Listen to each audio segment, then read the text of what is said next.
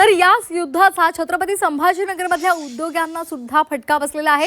2 दिवस पुरेल इतकाच गॅसचा साठा तिथे शिल्लक आहे। 30 कारखान्यांचं काम सुद्धा बंद पडण्याच्या मार्गावर आहे। शहरामध्ये दररोज 250 ते 300 टँकर गॅसची गरज असते। अमेरिका, इस्रायल, इराण युद्धाचा फटका हा छत्रपती संभाजीनगरमधल्या उद्योगांना बसलाय। केंद्र सरकारच्या पेट्रोलियम आणि नैसर्गिक वायू मंत्रालयानं प्रोपेन आणि ब्युटेन वायूचा वापर केवळ घरगुती एलपीजी उत्पादनासाठीच राखीव केल्यामुळे छत्रपती संभाजीनगरमधील उद्योगांचा श्वास कोंडलाय।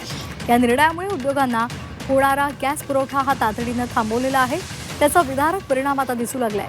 शेंद्रा, वाळूज आणि चित्तेगाव आणि औद्योगिक वसाहतीमधील सुमारे 30 मोठ्या कारखान्यांमधील साठा हा आता संपत आलाय आणि त्यामुळे काम बंद पडण्याची भीती निर्माण झाली आहे। छत्रपती संभाजीनगरमध्ये उद्योगासाठी लागणारा गॅस साठा 2 दिवस पुरेल इतकाच शिल्लक आहे। शहरामध्ये दररोज 250 ते 300 टँकर गॅसची गरज असते।